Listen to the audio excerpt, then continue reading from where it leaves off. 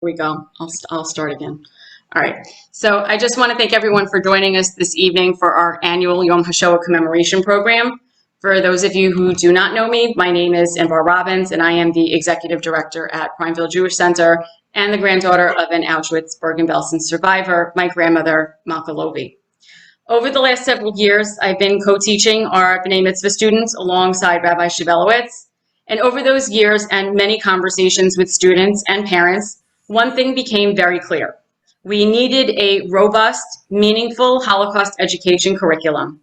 Having 3 children of my own, I quickly began to realize that it was not just my kids who weren't learning about it in school. It was students from many different school districts. I was a bit surprised because New Jersey has mandated Holocaust education in public schools since 1994. I began to dig deeper, got in touch with curriculum supervisors in the many districts we pull from, and found that while, yes, teaching the Holocaust was mandated, how it was to be taught varied widely from district to district. But they did have one thing in common. It was mainly taught through the lens of literature that aligns with the New Jersey state standards. The goal was to make sure students could meet those English language standards, not so much truly understanding the Holocaust, but it was also very hit or miss. Some teachers assigned books like Number the Stars, The Boy in the Striped Pajamas, The Diary of Anne Frank, if we were lucky. Some spent a couple of weeks going over the book, some a day or two, some just needed to say the word in order to be compliant. But how does a 4th grader understand a book like Number the Stars without any understanding of the world at that time? I realized right then and there that it would be up to us here at PJC and Lev Academy to give our students what they would not get elsewhere. And a new, robust, engaging, interactive, and meaningful curriculum was born. I've been asked many times by people, how can we teach such horrors to young children? Most synagogue-run Hebrew schools don't even broach the subject until students are at least in 6th grade. So how could I be asking teachers to teach it to 3rd graders? My response, how could I not? My resolve was strengthened after the devastating tragedy in Pittsburgh when students came in nervous, chatting among themselves, having questions. Our staff tuned into these conversations, and knowing our students immediately came to me to alert me as to what was happening. At that moment, we stopped our lesson plans, brought our 5th to 7th graders together, and asked them about what they'd heard, what they were feeling. And those 2 questions opened up a safe space for them to share with us the struggles with anti-Semitism they have been experiencing in elementary and middle school. They seemed so relieved to finally be talking about it and asking questions. Why do people hate me because I'm Jewish? One girl said she had stopped being friends with another girl because she said to her, I can't be your friend because you're Jewish. At that time, a parent came to pick up her children early and asked me what was going on. I explained it to her, and she looked at me and said, it's a good thing I'm picking them up early. We don't talk about things like this at home. Stunned, I asked her why. She replied, because things like that don't happen here, and everyone loves them because they are Jewish. My jaw must have dropped as I stood there speechless. She continued, they love going to bar and bat mitzvahs. To this day, that conversation haunts me. There are ways to tackle the overarching themes of the Holocaust in age-appropriate ways that resonate with kids because they have experienced it in school anti-bullying programs.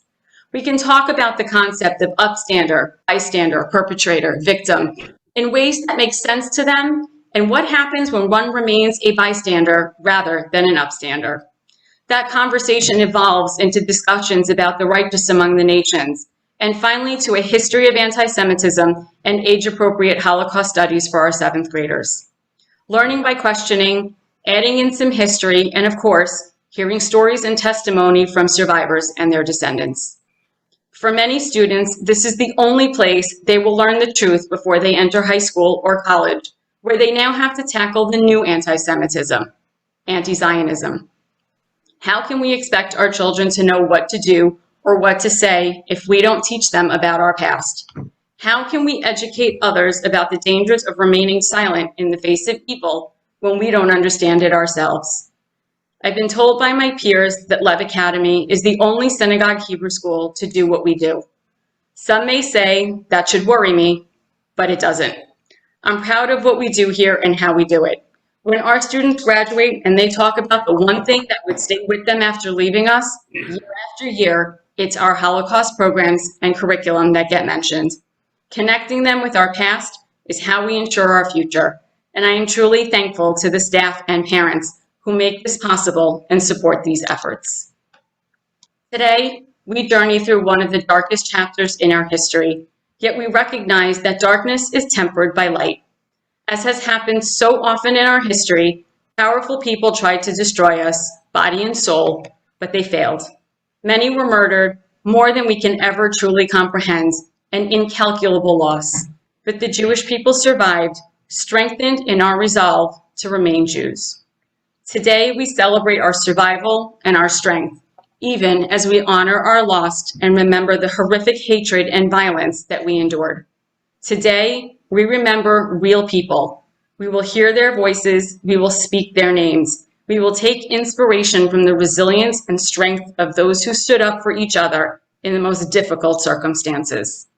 I now want to take a moment to invite our president, Rich Robbins, to read a meditation for this occasion. Thanks, Inbar.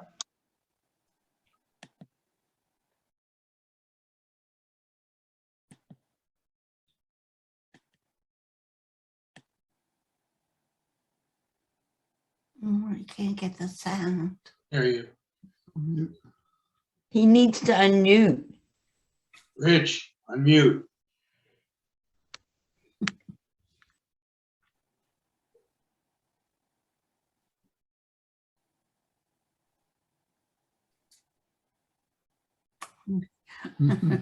A waste. Might sleep off out.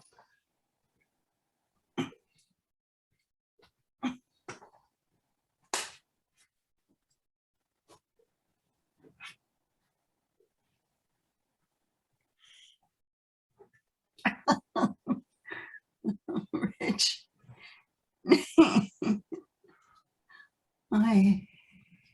Memory is the ridge that links the living and the dead. When we remember those who are no longer with us, their spirit continues to influence our lives. For that reason, we observe the rituals of mourning, Kaddish and Yahrzeit. The Kaddish is the only one prayer in the entire service. However, it brings the meaning of the worship to a climax, proclaiming the majesty of God and assuring us of his continuing care even in our sorrow. And the recognition of God's majesty implies the highest goals of living to which a human being may be summoned. Help us to cherish in loving and abiding memory the good that was in those whom we love and remember. May we honor them in deeds or righteousness. May we be sustained with an unfaltering faith in God's goodness today and for all time.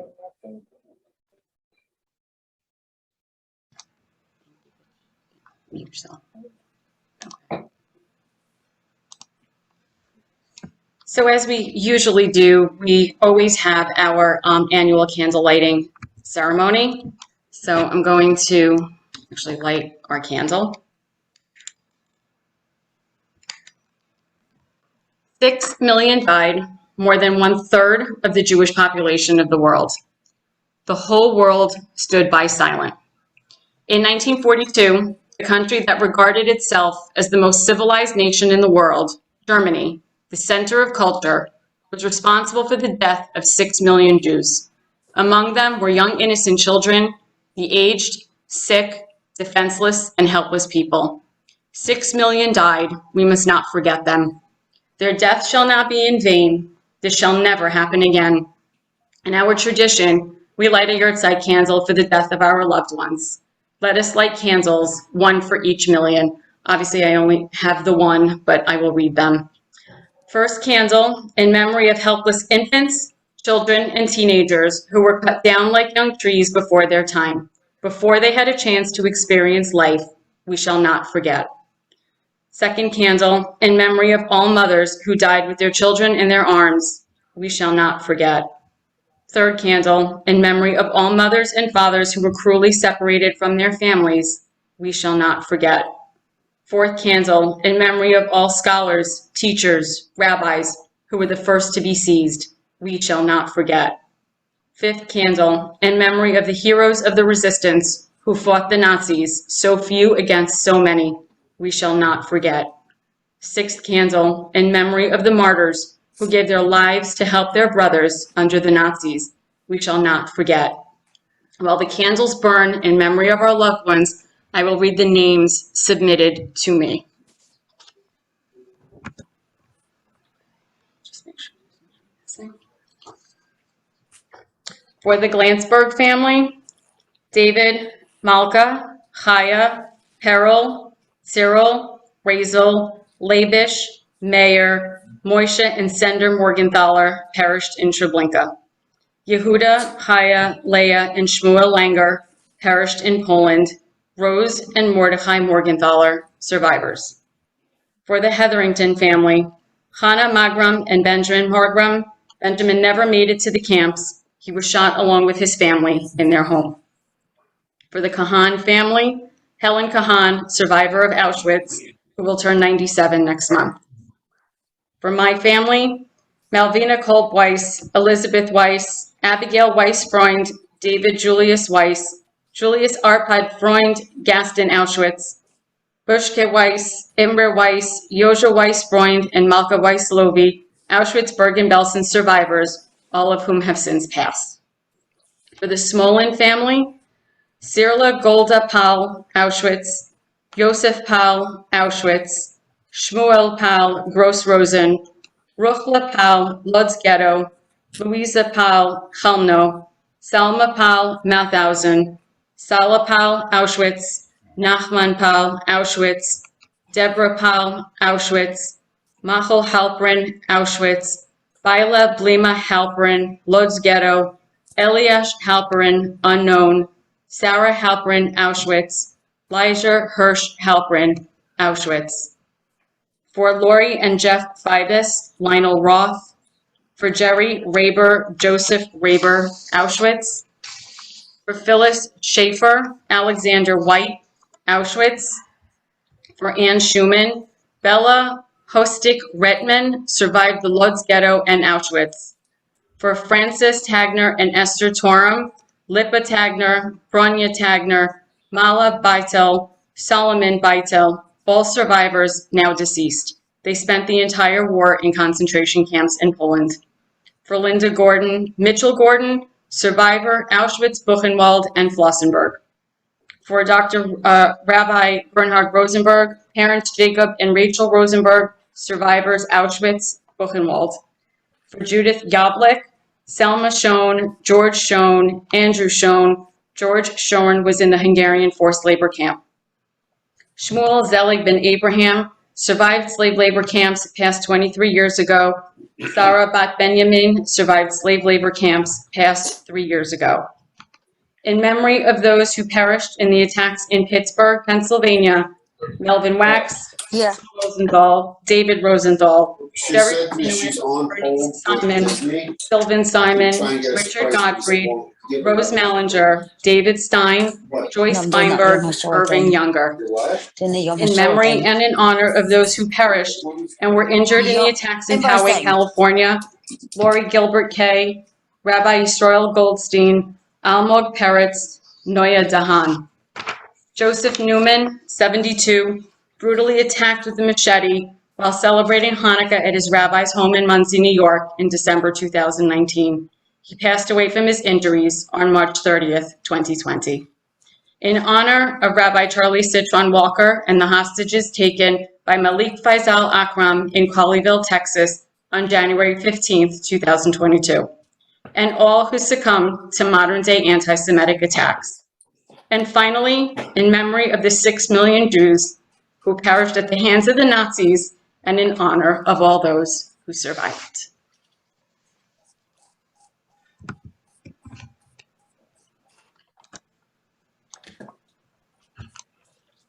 I'm just going to, what happened here? Oops. I'm just going to focus your attention for a moment on my screen as we share the Holocaust Kaddish with all. I'm in my office, Madden. I'll be there in a second, baby.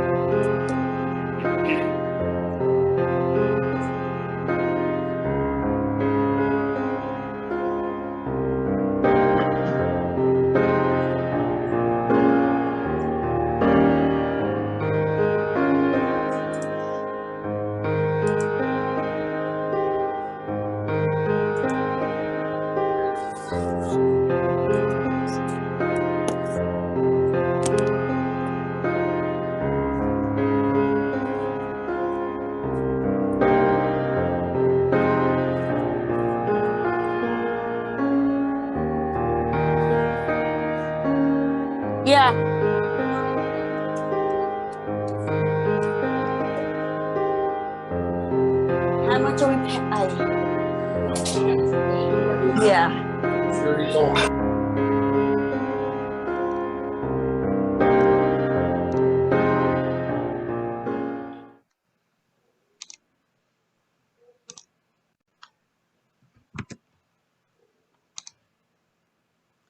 I'm now going to call upon Rabbi Shavelowitz to say a few words and to do a reading entitled Never Again. Rabbi?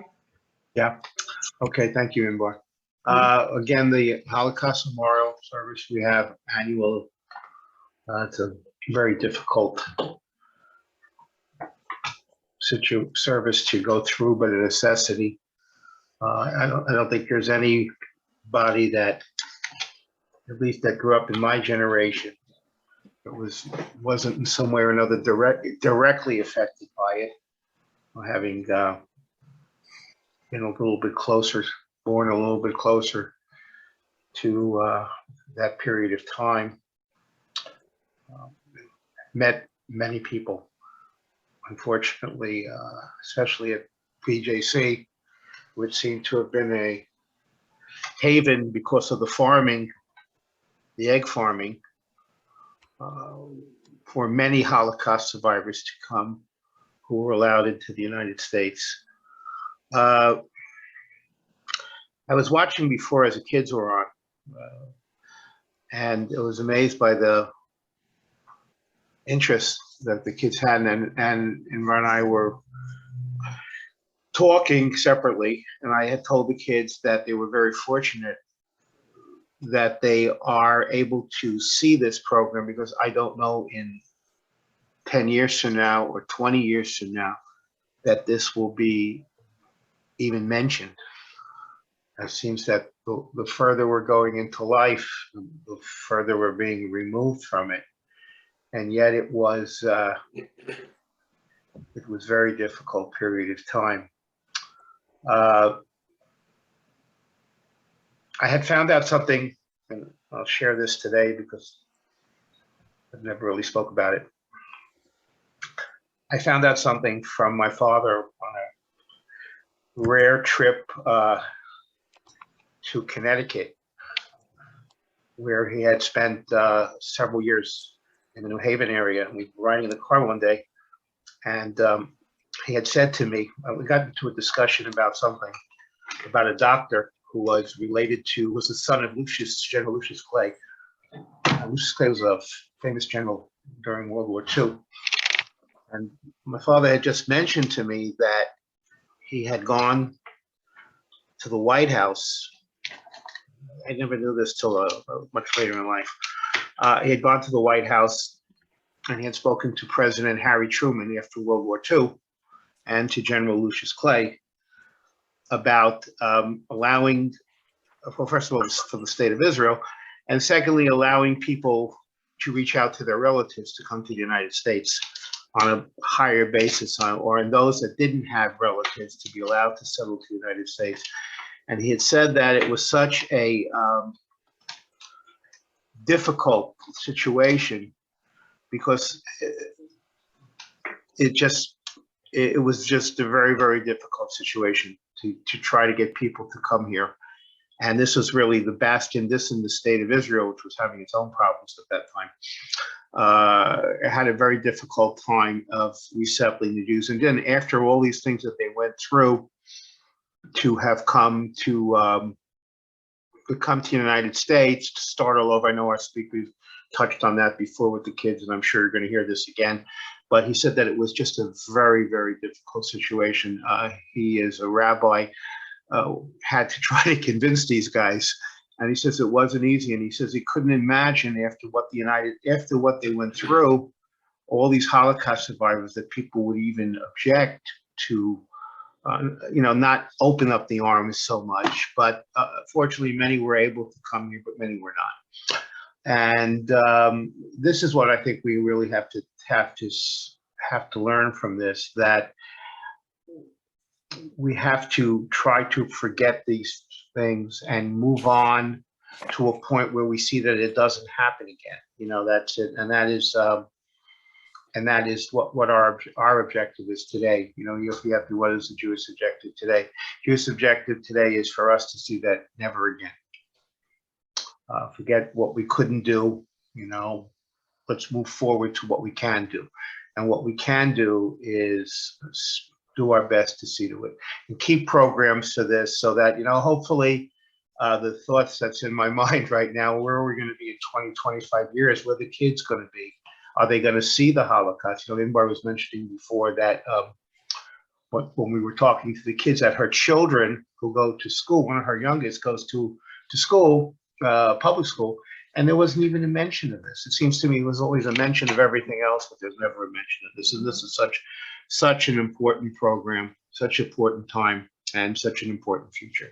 So I hope we can continue to remember. I hope the kids that we inspire, the kids that we inspire in our Hebrew school, the kids that our speaker goes around and tries to tell this story to, will take this upon themselves to see to it that the light of this will continue and that we will never again see this and never forget this.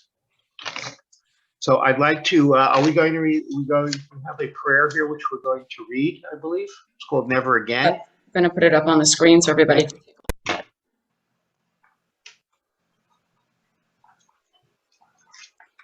All right, so all right, so you are going to read the blue lines and I'm going to read the black one. How do we ensure that no one ever suffers such a fate again? We resolve to strengthen the world through our commitment to justice. We say, lo leolam, lo od, never again. Never again shall we ignore the gathering shadows of hate. Leolam, lo od, never again. Never again shall we stay silent at the preaching of malice. Leolam, lo od, never again. Never again shall we excuse those who hate. Leolam, lo od, never again. Blessed are you, Adonai, our God, ruler of the universe, who girds Israel with strength. Baruch atah Adonai Eloheinu melech haolam, Ozeh Yisrael b'gvura, which is a translation of the Hebrew translation of the bracha, the blessing we just read. Never again shall we stand and watch while people are mistreated. Leolam, lo od, never again. Never again shall we allow groups of people to be separated and made unequal. Leolam, lo od, never again. Never again shall we watch a community plant the seeds of hate and do nothing. Leolam, lo od, never again. Blessed are you, Adonai, our God, ruler of the universe, who frees the captive. Baruch atah Adonai Eloheinu melech haolam, matir asur. Never again shall we think we are helpless to stop the coming of evil. Leolam, lo od, never again. Never again shall we forget our own strength. Leolam, lo od, never again. Never again shall we allow hatred to go unanswered. Leolam, lo od, never again. Blessed are you, Adonai, our God, ruler of the universe, who commands us to pursue justice. Baruch atah Adonai Eloheinu melech haolam, asher kiddushanu b'mitzvosav v'tzivanu le'ir tzedek.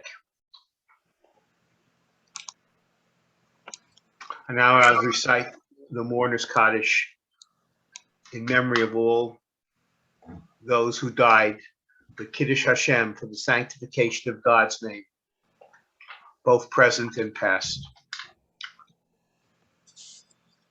Yiskadal v'yiskadash shemei rabbah, v'yalmad yivrach hirutei v'yamlich malchutei, v'chayechon v'yomechon v'chayei d'chol beit Yisrael, v'agalal v'zman koriv v'yimru amen.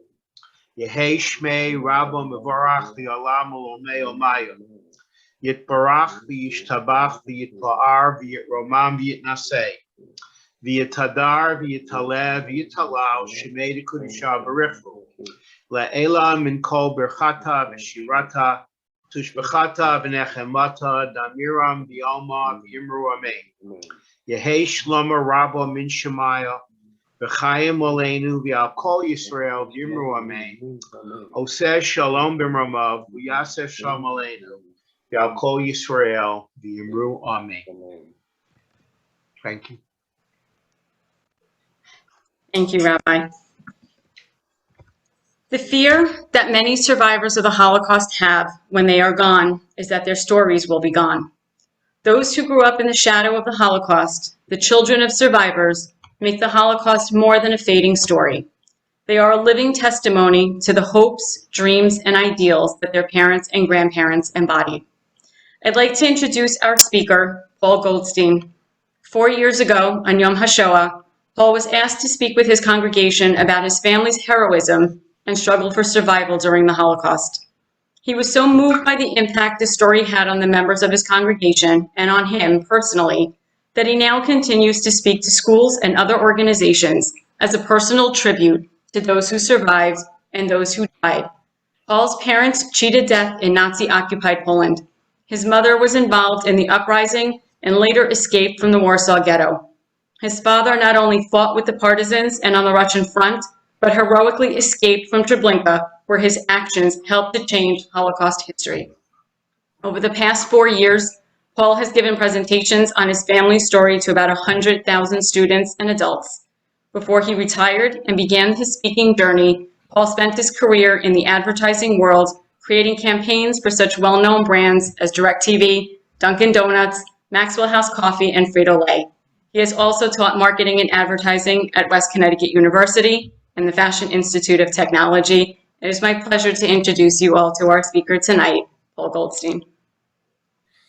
Well, thank you, Inbar. And if I could just correct everyone, say I haven't spoken to 100,000 people. It's 10,000. 10,000, I'm sorry, that was So I won't my have to, typo. I won't have to do my tax. 10,000. Noted. So good evening, everyone. I'd like to thank you for joining tonight and to listen to the presentation of my family story.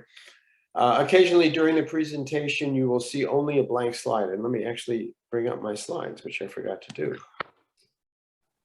You have disabled my screen sharing capabilities. Nope, I just put it back up. You should try it again. All right. There we go.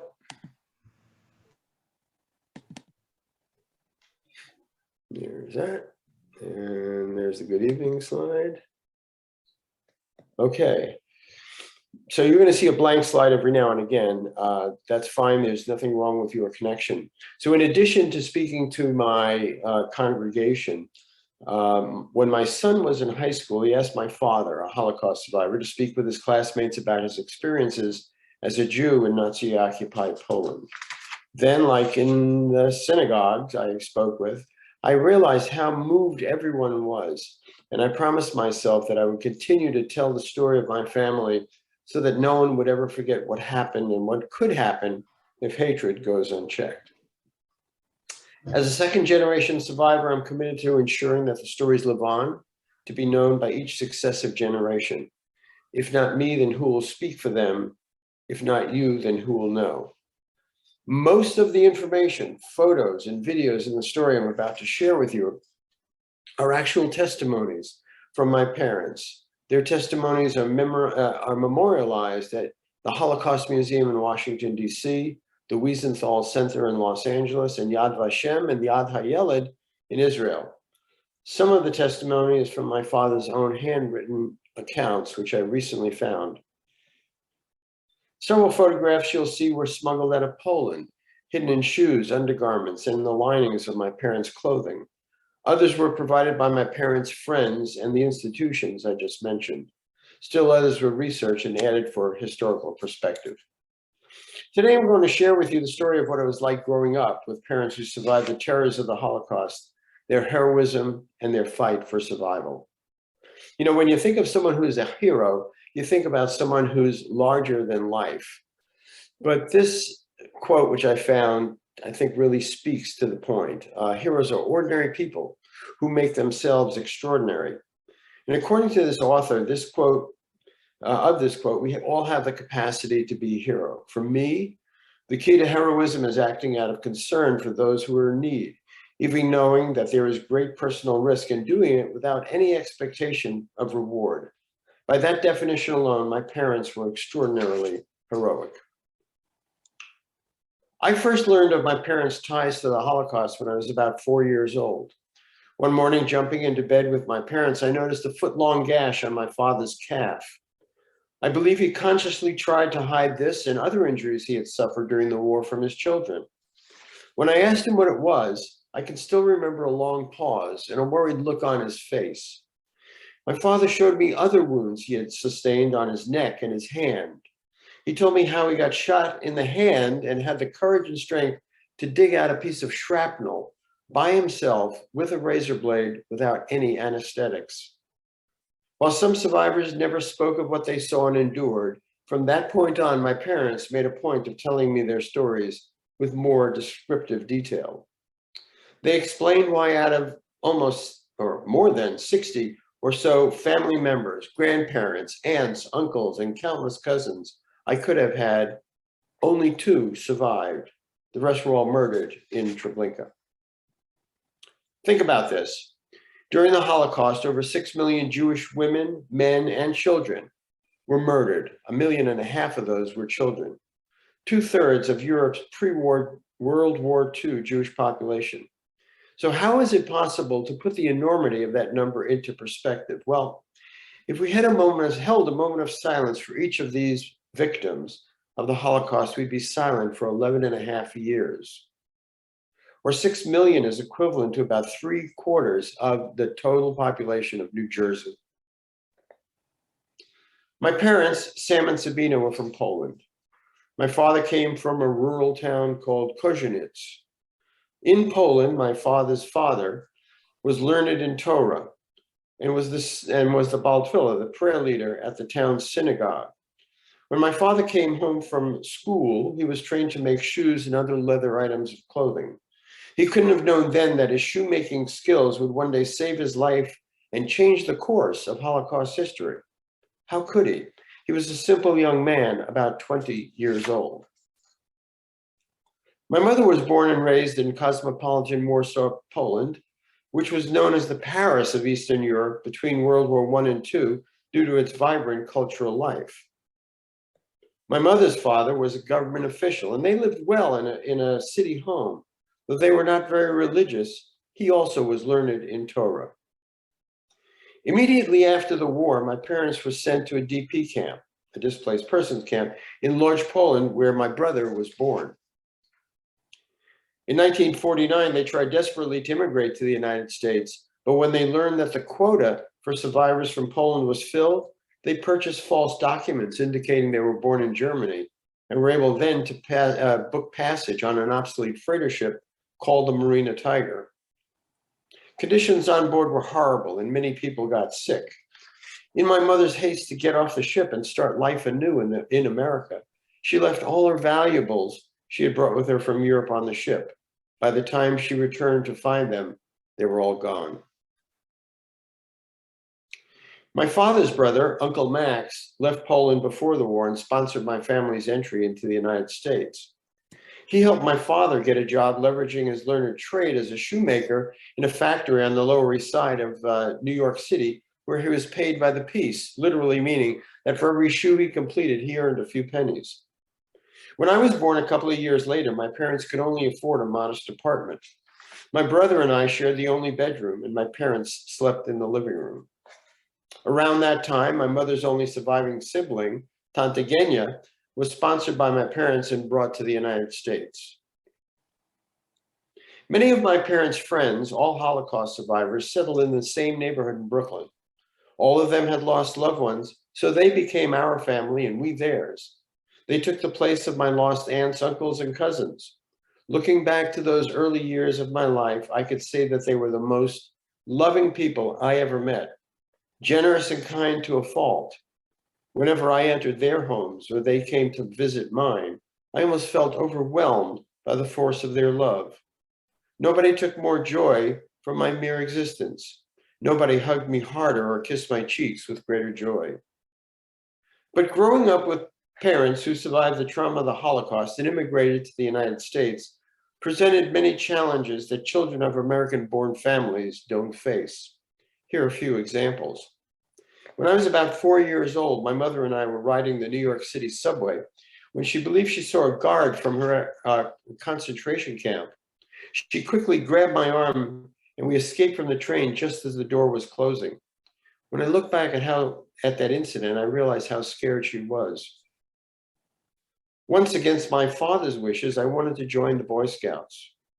The meeting that I attended was held in a church, and being Jewish, I'd never been in a church before. Somehow my father tracked me down and literally dragged me out of the meeting. My disobedience was so abhorrent to him. He said, "It's not bad enough that you disobeyed me and sat in a church, but you dress in a uniform that looks like you belong to the Hitler Youth." If you look at these two pictures, you look at the children in the pictures, the only thing that's different is the flag. It wasn't until I was older and understood World War II history, that I understood his perspective that day. On December 1st, 1969, when the Vietnam War was raging, President Nixon ordered the first televised military draft lottery. You may remember that birth dates were given a corresponding lottery number. The lower your number, the greater the certainty that you'd be shipped off to fight the war in Vietnam. I watched the event with my parents on TV, my anxiety growing as the balls spun around in the bingo-like cage. When the first few numbers were posted, my number matched with number 7. Bingo, it was clear. I was going to Vietnam. My father always believed that serving in the military was a good way for a young man to learn discipline and defensive skills. But to my surprise, my father said, "No, you will not go to war. Too many of our family members have already died."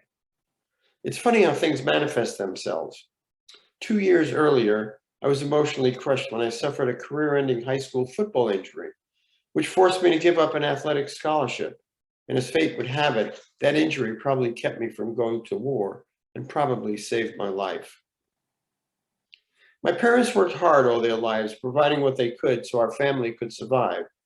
Education was most important to them. They came to the United States literally without a penny in their pockets, but somehow helped me and my brother earn advanced degrees in our chosen fields of study. My mother didn't start working outside of the house until my brother and I were in high school. She worked in the New York City library system, a career skill she attained in Poland. After my father's shoemaking career ended, he tried his hand running laundromats, selling children's clothing, working as a real estate broker and cab driver, none very successfully. Regardless, the life skills he had learned to survive the Holocaust served him well. He was the bravest, most determined, stubborn, and defiant man I ever knew. To say that my parents' lives were changed by the Holocaust would be an understatement and disrespectful of all those who survived and those who died. It was September 1st, 1939, 83 years ago. My mother had just returned from vacation with her girlfriends when her father delivered this sobering news in Yiddish. Wir sind Milchuma mit Deutschland. We are at war with Germany. A year later, she and 7 of her family members were forced to leave their spacious home and were ordered to relocate to the notorious Warsaw Ghetto, where they all squeezed into a tiny one-bedroom apartment. In total, over 400,000 Jews were sent to the Warsaw Ghetto.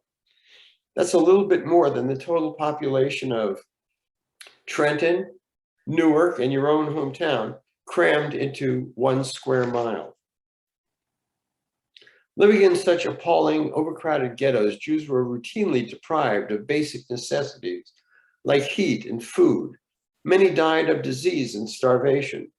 Ghettos were surrounded by high walls and barbed wire like a jail, which no one could escape from. You had to wear an armband or a patch which identified you as Jewish, and if you were over 12 and caught without one, you could be shot. In the ghetto, a friend helped my mother obtain a work permit to prove her usefulness to the Reich. And so she began to work in the makeshift children's hospital in the ghetto. Now I'd like to introduce you to my mother, who's going to tell you in her own words what it was like in the children's hospital in the ghetto.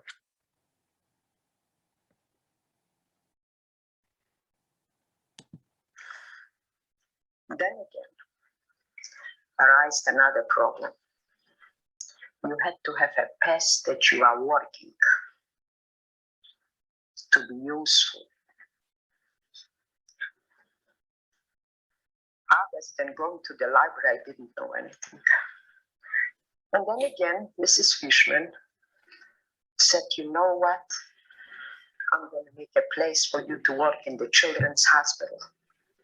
That was a small hospital on Shliska. And you're going to be working there. That was not a paid job.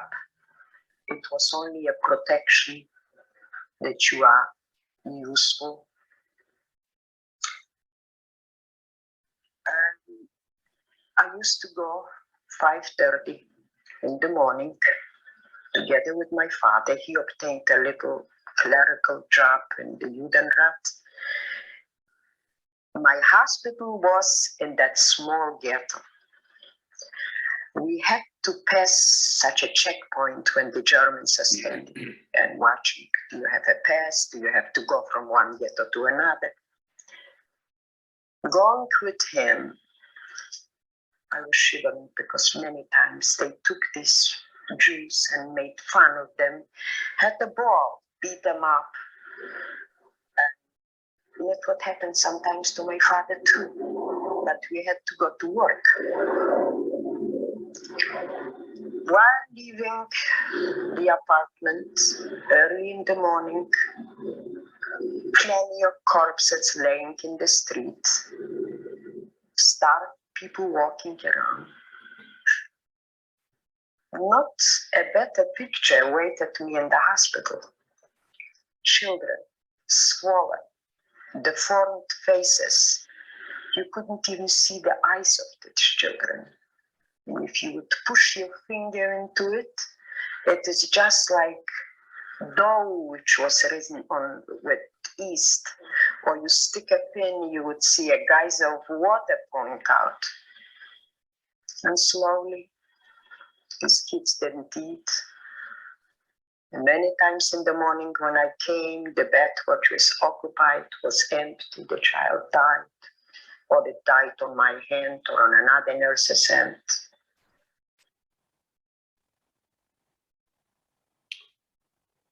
I think my mother would have agreed that taking care of others during those terrible times, especially the little children in the ghetto hospital, gave her a sense of purpose and a glimmer of dignity when all basic human necessities had been stripped from her. When my mother wasn't fighting for the lives of ghetto children, she fought in the Warsaw Ghetto Uprising. This was a part of her story she never really wanted to speak much about, but we do know that young women like her built explosives, destroyed train tracks, provided news to ghetto inhabitants, and even flirted with Nazi soldiers before killing them point blank. The uprising was a bold act of Jewish civilian resistance against the liquidation of the ghetto by the Nazi oppressors. Liquidation meant burning it to the ground, sending thousands of people and the ghetto inhabitants to the Treblinka death camp. The uprising began on April 19, 1943, when about 750 Jewish men, women, and teenagers armed with black market stolen pistols, rifles, hand grenades, and fuel bottles attacked the heavily armed German forces. The uprising lasted nearly 1 month.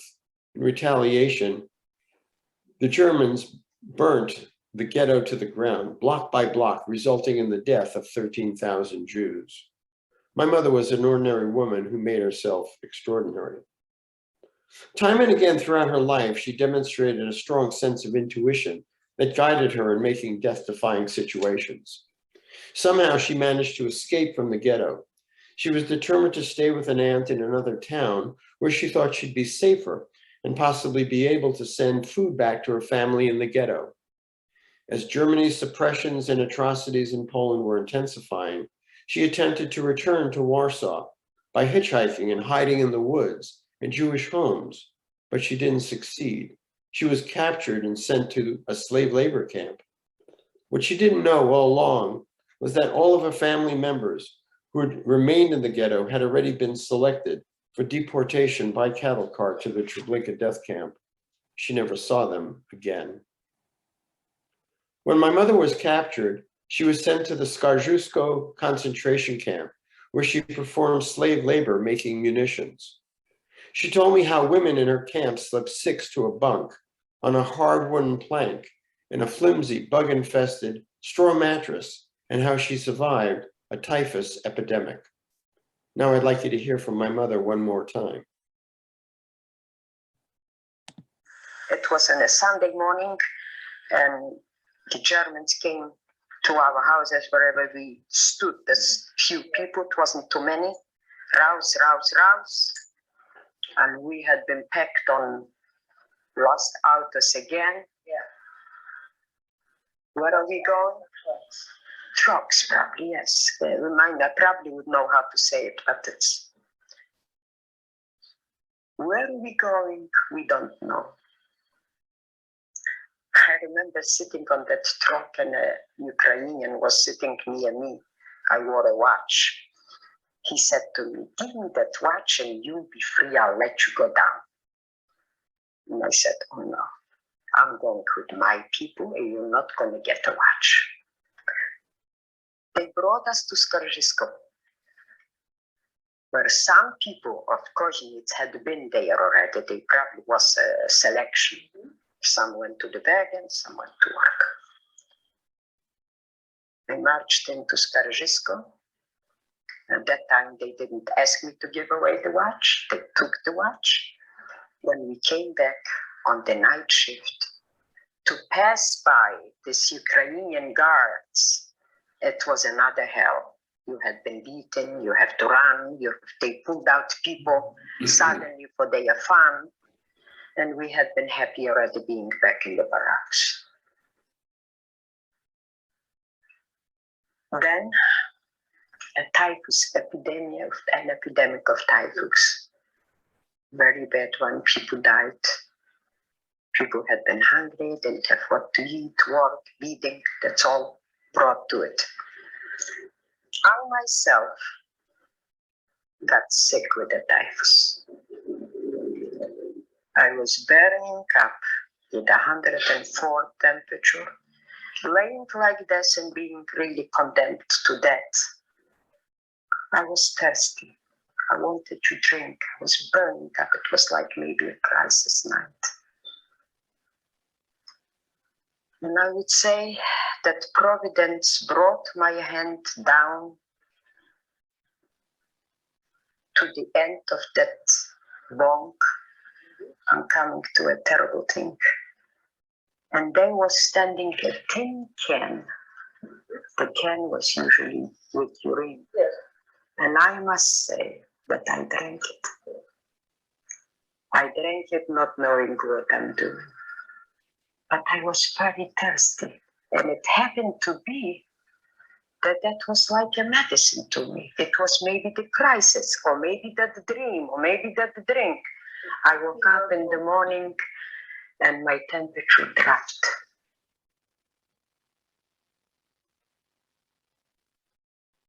In January 1945, the Allies invaded Nazi-occupied Poland. The concentration camp where my mother had been held for 2 years was at last liberated. My mother, her best friend, and Tante Genia left the camp and trudged for more than 2 weeks through deep snow to the town of Kozinets, in what had been called the coldest winter ever in Poland, in search of surviving family members. Weak, frozen, and starving, my mother endured severe swelling of her legs and sores afflicting half her body. She fought off starvation with stolen potatoes secretly hidden in the lining of her dress. Ironically, surviving that walk to Kozinets led her to meet my father. In his papers, he wrote, I met a beautiful woman there. Her name is Sabina. Turned out to be my mother. My father, too, faced extraordinary circumstances. His hometown, Kozinets, had a vast forest of pine and birch trees that surrounded the village. In the summer, people would come from near and far to breathe the fresh country air and lounge in the lakes and waterfalls. Once the Germans occupied Kozinets, my father knew it was time to leave. He tried to convince one of his sisters to go with him, but she chose instead to stay and care for their elderly parents. It was a fatal decision. After we left town, my father joined the Polish underground, the partisans. The partisans lived and hid in the woods, which were dangerous places full of wolves and other savage animals and German snipers. Twice my father was captured. Both times he escaped. Once he daringly walked out of a slave labor camp at night when the guards were asleep. I asked him if the guard dogs barked during his escape. He explained that he had saved some of his meager food rations to feed the dogs so he could slip past them. The second time was when he journeyed home to Kozienice after fighting on the Russian front. He could never have predicted that the entire ghetto of Kozienice, including him and his family, would be packed into cattle cars and sent to the Treblinka death camp. Treblinka was an industrial killing complex. It housed two different concentration camps, Treblinka 1, a slave labor camp, and Treblinka 2, the infamous death camp for those who were deemed undesirable according to Nazi racial standards. They were gassed immediately upon their arrival. Approximately 900,000 Jews were murdered there in just over 16 months. Think about this. Both my parents were just about 20 years old. My parents were ordinary people who did some extraordinary things. My father never told me or my brother that he had been sent to Treblinka. We were shocked to discover this in his personal story, written in his own handwriting. So when my father came to the United States, he and a number of his landsmen got together and they formed a society called the Kozienice Society. They had two goals in mind. One was to create a Yiska book, which was first published in Yiddish and then converted to or translated into English, and also to buy a cemetery plot where the survivors could all be buried after they passed away, where they all are now, as a matter of fact. Every year, my father, as president of this organization, would deliver a speech. And after he passed away in 2005, I found 80 handwritten pages about his experiences during the Holocaust, folded in a manila envelope inside his tallis bag. From time to time, I'd glance at those stories, although I never fully read them because I had heard all those stories before, or so I thought. For some reason, just last September, just a few months ago, it was different. Something compelled me to read methodically and completely the line-by-line descriptions of his many tragic stories. One of the stories astounded me. Here are some excerpts from that story. On December 27, 1942, the Nazis ordered all Jews in my hometown to assemble at 5 a.m. in the town square on Targova Street. Me, my parents, and my sister's family didn't leave as ordered. Soldiers burst into the house and shot my mother as she lay ill in bed. They dragged my father by his beard and paraded him through the streets. We were packed in cattle cars and sent to Treblinka. In all, 13,000 people from Kozienice and surrounding towns were herded into these cars. Many died before they arrived. When we arrived, a few Jews were chosen to sort clothing. I would labor before dawn till dark. Any little mistake carried with it the threat of death. The remaining were sent to their deaths. These were silent men, women, and children who days before were productive members of society. Doctors, musicians, teachers, laborers, shopkeepers. The Nazis sarcastically called the path which led to the gas chamber the road to heaven. The whole operation took no more than 15 minutes. This register provided by the Rada Museum in Poland lists the names of the people who were sent to Treblinka. On the left side of your screen, you see Pinchas Golstein, who was my grandfather, who I'm named after, Shmuel Golstein, my father, and you look at the other names here, you'll see names of his sister and his mother. And if you look all the way over to the right of your screen, you'll see in faint red ink words that are in Polish. I can't read them to you. I don't know how to pronounce Polish, but I did check these words with Google Translator. And what they do say is that population control number 1823, which I imagine was either the 1800th and 23rd transport to Treblinka or the number of the train. Further, it says displaced in an unknown direction. Unknown? Really? My father goes on to describe a decisive Jewish revolt in Treblinka that he was central to. The date was July 28th, 1943. The Jews who worked in the camp were divided into groups, each according to his profession. After 5 months of sorting clothing, I became a shoemaker, he writes. I was able to stay alive by making boots for German officers and shoes for their wives. More and more people were dying of disease, hunger, and indiscriminate killings. With the situation there deteriorating, we knew we had to do something, or we might be the next ones to die. We formed several planning committees, and each of us had a vital role in creating the uprising. Some of us disabled tanks and severed phone lines. Some stole hand grenades and rifles and hid them. On that day, a camp officer ordered me to take his measurements for a new pair of boots. While taking his measurements, another man came from behind and with a piece of pipe, clubbed the officer to death. Outside, a torch was raised, and that was the signal to begin the revolt. All of the barracks and watchtowers was set afire. Our fighters attacked with machine guns and hand grenades. The camp was burned to the ground and the gates were open, and everyone was free to go wherever they wanted. But where could one go? Estimates vary, but there were about 1,000 Jewish prisoners who participated in the Treblinka revolt. 700 of them died during the revolt. The remaining 300 fled into the woods. Most of those were recaptured or died from disease or starvation. Some went on to resist the Nazis. Of the original 1,000, somewhere between 40 and 90, again, depending upon what information you look at, survived. 5 of those came to the United States. My father was one of them. My father was an ordinary person who made himself extraordinary. I never heard of the revolt in Treblinka.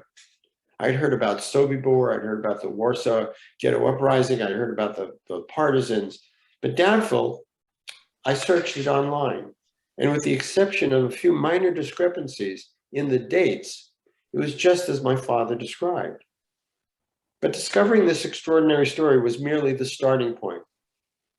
After sharing the story with one of my sons, he showed me a book he had purchased in a thrift shop called Treblinka. Treblinka was by an author named Jean-Francois Steiner. Knowing that so many of our relatives had been murdered there, he found the book too painful to read, but I did. Amazingly, I found that the author validated everything about my father's handwritten story.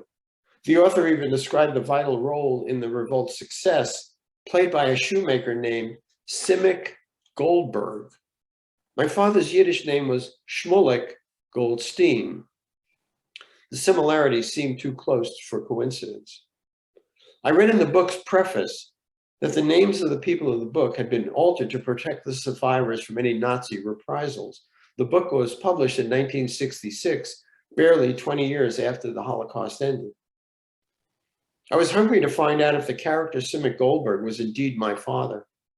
Through a Facebook group I belonged to, I obtained the author's phone number and his mailing address in France. Thanks to my wife's fluent French, we phoned Monsieur Steiner 3 times. When our voice messages went unanswered, I mailed him a letter. I provided him with my email address and a picture of my father from his cobbler shop from the 1960s. In less than a week, he replied. Not only did he confirm that, yes, Simic Goldberg was my father, but he also remembered meeting him. He called him one of the Jewish heroes of Treblinka. I've since confirmed my father's activity at Treblinka with 2 other reliable Treblinka historians and authors. The question remains as to why my father never told his children about his heroic story. Though I have several suspicions on that matter, I'm afraid that the truth went to the grave with him. But what can I say about this as I reflect on this amazing discovery is that my father was the epitome of a hero, an ordinary man who did something extraordinary. The heroic story of my parents' lives and survival is a testament to their cunning and courage and quick thinking. Recounting their lives gives me some understanding of the improbability and painful choices that led to their survival.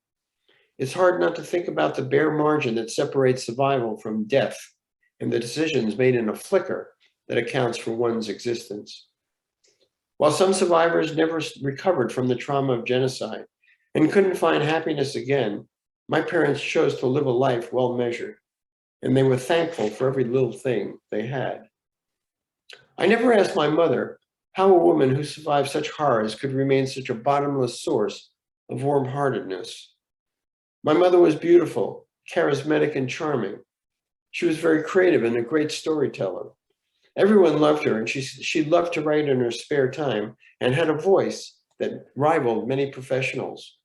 When she sang at my brother's bar mitzvah party, the band leader asked if she'd like to join the band. My parents' story truly speaks to mankind's strength of spirit.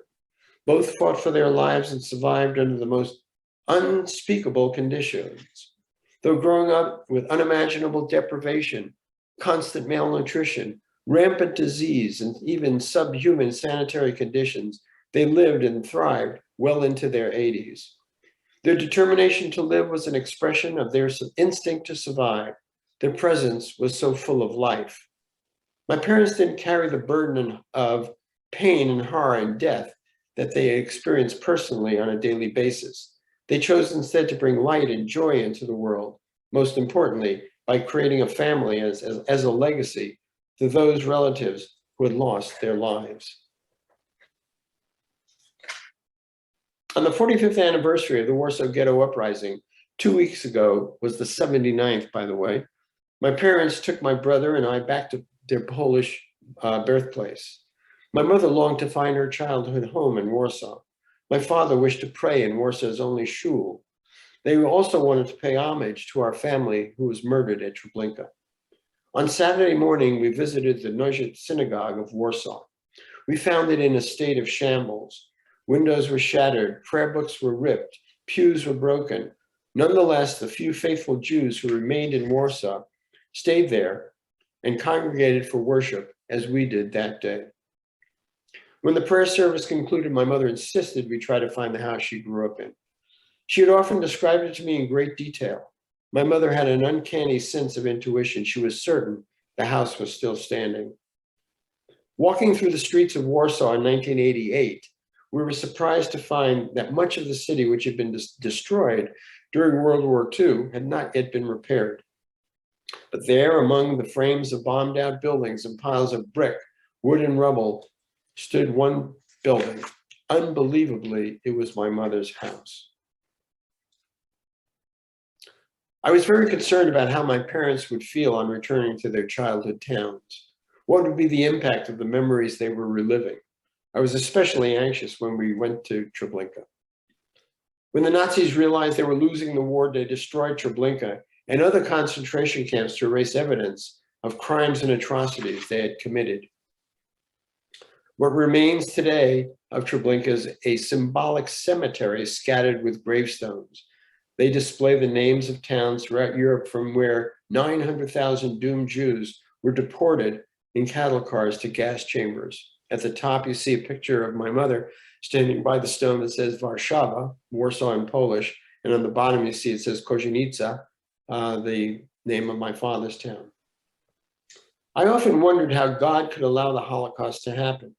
When we were there and in Treblinka, I asked my father, and he replied, "We were religious people, and we believed God would save us.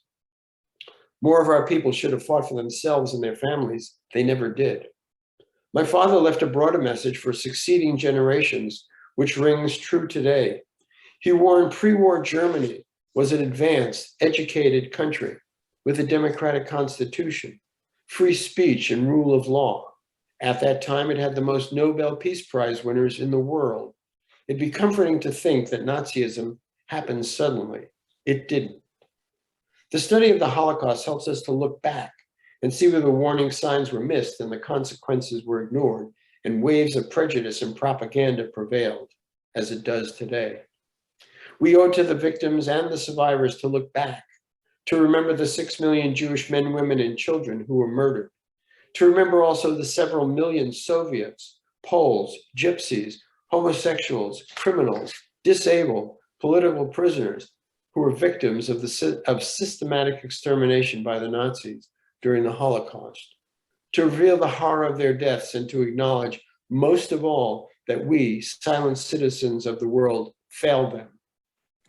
We cannot fail them again through ignorance. We cannot fail them again by forgetting. We cannot fail them again by denying the persistence of anti-Semitism and hatred of any kind, and allowing people to deny that the Holocaust ever occurred. So when you look back at history, I ask you to make it personal. Get acquainted with the stories of individuals who lived through this reign of terror and whose lives were cut short. Learn not just what happened, but also what failed to happen to stop and prevent the Holocaust. Be accountable, because anyone who isn't is a complicit bystander, and they're guilty as well. Nazi propaganda spread this idea when they spoke of infestation of Jewish vermin, serpents, parasites, and rats. It was common to blame Jews for all that was wrong with German society and the war itself, as these posters do. Using language to characterize individuals or groups as different or undesirable is a persuasive tactic to dehumanize groups of people. Language is just one example how each of us has the power and responsibility to act in the face of hatred, but we can't bear this critical responsibility alone. Let us all make a vow to confront hatred and never allow this to happen again, starting right here in your Jewish community center, in your homes, in your town, and among your friends. As a child of Holocaust survivors, I learned what it feels like to be targeted simply for who you are. I learned the deadly consequences of hatred, whether it's called anti-Semitism, racism, bullying, or something else. I learned what people are capable of when hatred goes unchecked. So I strive to promote the compelling and enduring values my parents taught me. Cherish every moment in life because you never know when life might end.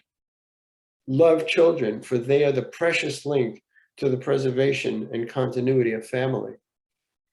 Never forget where you came from and who you are, and stand up for what you believe. Most of all, don't be a complicit bystander. And finally, don't forget my parents, Sam and Sabina, ordinary people who survived and thrived in the face of extraordinary circumstances.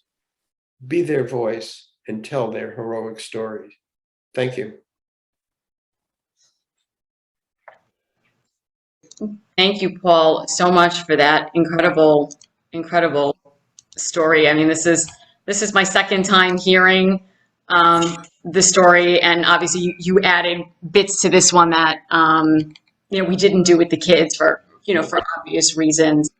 It just, I had posted earlier today myself that not a day goes by that I sit here in just absolute horror and wonder that something like this could have ever happened, and how I see so many of the parallels in the world today, and it's truly terrifying. And I stand committed and resolved to continue doing what we do here in educating everybody from young to old, Jews, non-Jews alike, about what happened in the past in the hopes to never ever have it happen again in the future. I will open the floor up to any questions. If anybody has anything they want to say, anything that they want to ask, feel free to unmute yourself and ask away.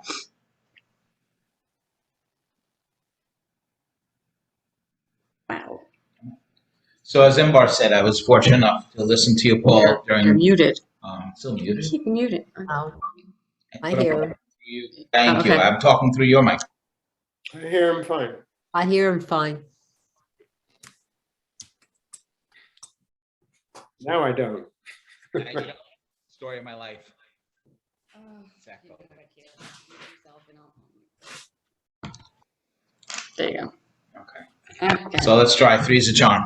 I was fortunate enough to listen to your story the first time through the Hebrew school, and hearing it a second time, I think it really absorbed into my skeleton, like right through, penetrated right through, and echoing exactly what you said as your parents and all of these stories, all these journeys that we hear about people with very similar heroism. It just chills me to the bone that we allowed this to happen. Hearing all the stories of fighting back, and whether you win or lose, but just fighting back and standing up for being a human says a lot.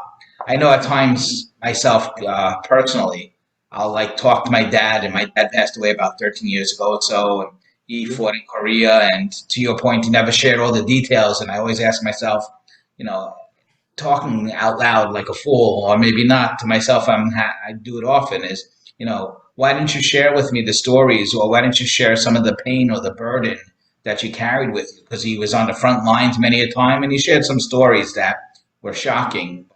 Yeah. I saw that relief, that subliminal relief, that sigh he had after sharing it. Are there any questions that you would have for your mother or father that you still ask to this day? Well, yeah, the big question is, why didn't my father ever tell my brother and I this story about Treblinka? And, I have some thought about that, some idea. When we went back to Poland in 1988, it took years for my mother to convince my father to go back. Finally, my father said I would go back only if the boys, meaning my brother and I, wanted to go. And obviously we wanted to go. He told us at that time that he was afraid he would be captured. He was afraid of that. And when he spoke at my son's high school, when my son was a senior in high school, he did it under one condition, that no one from the press would be there. Again, he wanted to keep his story, he wanted to protect his family. I mean, that's what it came down to. He was afraid that, he'd be captured, that we'd be harmed. And when I spoke to the gentleman, Jean-Francois Steiner, about my father, he said he was very concerned about, making sure that his real name wasn't publicized. And I think it was for that reason. So, I'd love to be able to talk to him about it. I'd love to get more information from my mother. But she told us most of the stuff. And actually, up until last September, I thought I knew everything about my family until I found that handwritten note by my father. Huh. It was a speech, not a note, but it was a speech. That is great. Wow. Yeah. Well, it amazes me that there are some families that were so open in talking about it, and others that were just so horrified by what happened that they completely shut down, even within the same families. I share this all the time. My grandmother was very open. She did Steven Spielberg's Shoah Foundation video, so we have her testimony that I need to have. Yeah, that I have to have translated or captioned because it's in Yugoslavian, it's in Serbian. So my kids can't understand it. And yet her sister, who emigrated to Israel, wouldn't talk about it at all. They were in the same camps the entire time and just wouldn't talk about it. It wasn't until much, much later on that we started to piece together all the pieces of that story. And just, I'm sure that there's so much that we still don't even know. I had shared a little bit of my grandmother's story last year at our commemoration, and I was almost angry when I had read that they had opportunities to leave. They had family in the States that could have sponsored them. She had the opportunity to join the partisans at one point, and they didn't because they were afraid to leave their mother alone.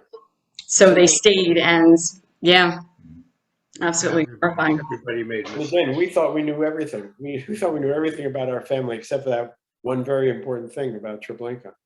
Yeah, incredible. Rabbi, did you want to say something? Yeah, I was just saying that not only, I think it was divided into two things, as you just said. I think you hit it right on the nose with two different people. For myself, I knew very little about many, many, many things. My grandfather never spoke to me about losing his entire family in Poland, never a word. My father never spoke to me about his running away, from the Tsar, anti-Semitism, going to Siberia and all these things with 7 brothers and sisters. He never told me, I mentioned before about his meeting in the White House till I was like 35 years old, just out of the clear blue sky. I think there were those types that wanted to spare their family from the pain, and then there were those that wanted to share it. And I've seen it even in the synagogue. Over the years, I've had, for instance, Bronya, rest in peace. The only thing that after knowing her for for what, 20, 30 years. The only thing I ever found out from her was that she was the only survivor in her entire family. And then I had another man, I think I've spoken about him several times. His name was Tzvi Pomper. He used to come every Saturday morning, and he was one of the few children. He was like 11 years old, and he was one of the few children to survive the concentration camp. And we used to sit on the table pretty much where we sit now every Shabbat for Kiddush. And there wasn't a Shabbat morning that he didn't start talking to me about his experience. Somehow or another, it just got into that conversation every single Shabbat about the concentration camp. He just needed to take it out. So I think it was a sort of that kind of a situation where people, some just didn't want to bestow that upon their families, and then there's some that just needed to take it out on a consistent basis. And I think every one of us, from Paul to Imbar to myself to anybody else that had this kind of situation in their lives, experienced that one way or the other. I also think for most of us, we will never know everything. It's just, that's the way it is. Yeah, my parents always used to say, we could tell you everything, you could watch all the movies, you could read all the books, but you'll never understand what it was. I never understand it, no. Never, And I think, and Paul, again, what you never should. and I said is I think they tried to save you from that. Right. Yeah. So on the lighter side, what sport did you play? I played football in high school. Football? Okay. Baseball. Yeah, that's what I was curious. What'd you do? Your leg or hip? I was a linebacker, Oh, wow. a speeding linebacker. Nice. So you injured your knee or your hip, or what happened? My knee, and it kept me out of Vietnam. I was clipped by a young man from New Rochelle High School. Remember it well, I bet. Yeah. Wow. New Rochelle. As I normally tend to do with any of these programs, I do the same with the kids. We never like to end things on a down note. As Jonathan says, the Torah never lets us end on a down note. We always have to go back and do something positive. So with these, I do the same thing. And I actually found this wonderful quote in a Holocaust memorial guide that I was using that says, "Let us once again restore hope and joy openly to our lives. We remember, as we emerge from the rubble of our lives, we were united by an ancient hope, Hatikva. The expression of that hope is a song that has bolstered us in times of joy and in times of sorrow. It was the clarion call when we dreamed of a better life, a life of freedom and a land of our own, even while trapped in slavery."